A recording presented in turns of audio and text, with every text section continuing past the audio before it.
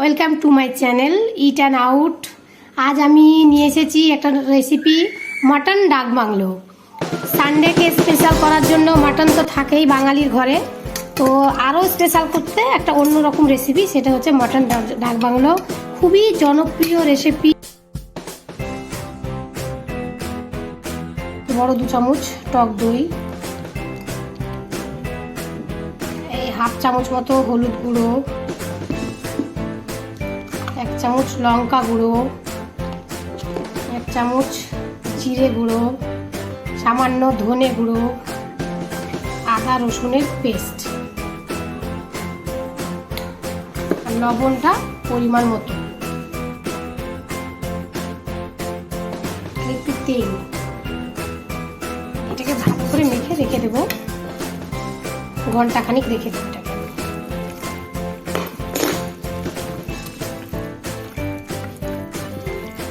দিয়ে আমি রেখে দিলাম। আমি এখানে কিছু গোটা মশলা নিয়ে নিয়েছি, যেমন ধনে, গোটা ধনে, গোটা জিরে, 2টো তেজপাতা, 2টো শুকনো লঙ্কা, 2টো এলাচ, 2টো লবঙ্গ, আর সামান্য একটু দারচিনি। আর এটা ফোড়নে দেবো, এটা হচ্ছে মেথি আর রাঁধুনি নিয়েছে সামান্য। এই মশলা কটাকে আমি শুকনো খোলায় ভেজে নিয়ে গ্রাইন্ড করে নেব, মানে এটা পাউডার বানিয়ে নেব। ডাক বাংলোতে ডিম যাবে, তাই ডিম সিদ্ধ করতে দিচ্ছি। এদিকে 2টো ডিম সিদ্ধ হচ্ছে। এখানে আমি সব কাটি মশলাগুলো সব করে নিয়েছি। যেমন এটা আমি বড় সাইজের 2টো পেঁয়াজ কেটে নিয়েছি, 3খানা গোটা ছাঁচি পেঁয়াজ, যেটা গোটা পেঁয়াজ। ডাক বাংলো, মাটন ডাক বাংলোতে এরকম ধরনের পেঁয়াজ গোটা গোটা ইউজ হতো আগেকার যুগে। তো এটা তো অনেক পুরনো রেসিপি, তো আমি এখন নতুন করে রান্না করছি। তার সঙ্গে একটা হাফ টমেটো দিয়েছি, 2 কোয়া রসুন দিয়েছি, একটু আদা কুচনো আদা। এখানে আমি আলুটা ভেজে নিয়েছি হলুদ দিয়ে, নুন দিইনি। নুন দিলে কি হয়, নুন দিলে আলুটা খুব বেশি নরম হয়ে যায়, মটনের সঙ্গে দেওয়ার পর আলুটা গলে যায়, তখন মটনটার কালারটা খারাপ হয়ে যায়। ওই জন্য আমি নুন দিয়ে নয়, শুধু হলুদ দিয়ে ভেজে নিয়েছি। আর 2টো ডিম, এটাকে হলুদ দিয়ে আমি ভেজে নিয়েছি, সিদ্ধ করে ভেজে নিয়েছি। তেলটা গরম হয়ে গেলে আমি এই মশলাটা ফোড়ন দেবো। এতে আছে মেথি, রাঁধুনি আর তেজপাতা। এটা ভাজা মশলার গন্ধ বেরিয়ে গেছে। এখানে আমি পেঁয়াজ আদা রসুন যেটা কেটে রেখেছি সেটা এটাকে আমি মিনিট 2 ভেজে নেব। একটু রংটা চেঞ্জ হবে, হালকা সোনালি কালার আসবে পেঁয়াজের, সেই ততক্ষণ অবধি ভাজবে এটাকে।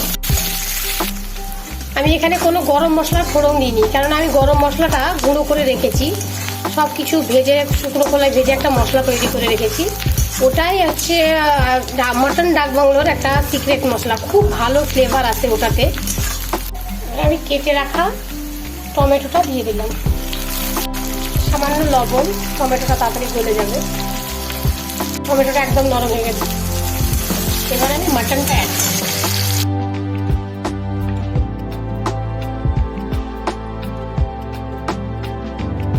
ভালো করে মাটনটাকে আমি কষিয়ে নেব।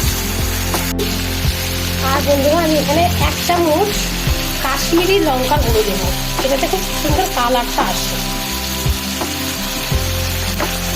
এটা শুধুই রঙের জন্য, ডাক বাংলোতে একটা সুন্দর কালার আসবে। মাটনটাকে আমি সামান্য ঢেকে এভাবে কষে নেব। ফ্লেমটা একটু সামান্য কমিয়ে দেবো। মাটনটা কষানো চলছে, এই সময় আমি সামান্য জল অ্যাড করব। একটু করে জল দিয়ে আমি কষে নেব। এরকম করে 2-3 বার জল দিয়ে আমি কষে নেব। তাহলে কি হয়, মাটনটা খুব টেস্টি হয়। আর মাটনের কোনো রকমের গন্ধ থাকবে না, কোনো কাঁচা মশলার গন্ধ থাকবে না। পুরো তেলটা ছেড়ে বেরিয়ে আসবে, কালারটা চেঞ্জ হবে, একটু ব্রাউনিশ কালার আসবে, তখন জানতে হবে যে এটা আমার মাটনটা কষা হয়েছে। বন্ধুরা, এরকম কালার চলে এসেছে।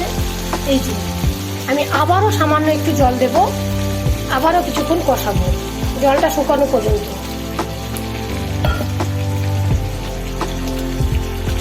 এরকম সময় আমি ছিঁড়ে রেখেছিলাম ছাঁচি পেঁয়াজ 3খানা, এটা আমি দিয়ে দিলাম। পেঁয়াজটা একটু সিদ্ধ হবে, তার জন্য একটু আগে থেকে দিয়ে দিতে হবে। মাটন ডাক বাংলোতে কিন্তু এই ছাঁচি পেঁয়াজটা মাস্ট। আমি যে শুকনো মশলাটা করে রেখেছিলাম, শুকনো খোলায় ভেজে গ্রাইন্ড করে রেখেছি, এই মশলাটা আমি এইরকম সময় অ্যাড করব।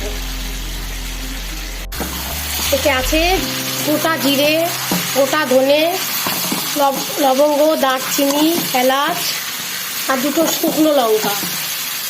এটাকে আমি শুকনো খোলায় ভেজে নিয়ে এটাকে আমি পাউডার বানিয়ে রেখেছিলাম।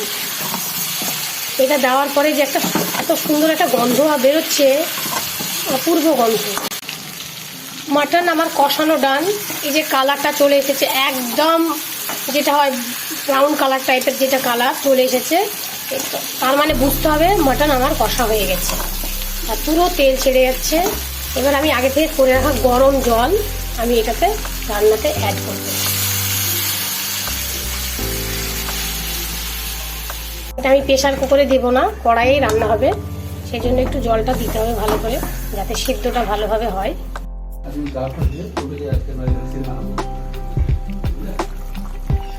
এই টাইমে আমি একদম হাফ সিদ্ধ হয়ে গেছে মাটনটা, এখানে আমি আলুটা অ্যাড করলাম।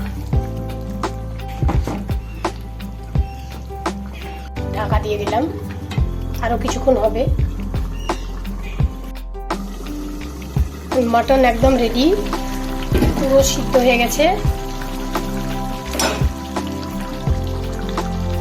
সুন্দর নরম হয়ে গেছে।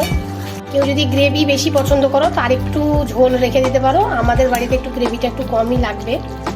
কিছুক্ষণ স্ট্যান্ডিং টাইম দেব। আমার মাটন ডাক বাংলো একদম রেডি, পরিবেশন করে নিয়ে চলে এসেছি। ছেলে মেয়ে খাবে, খেতে বসবে।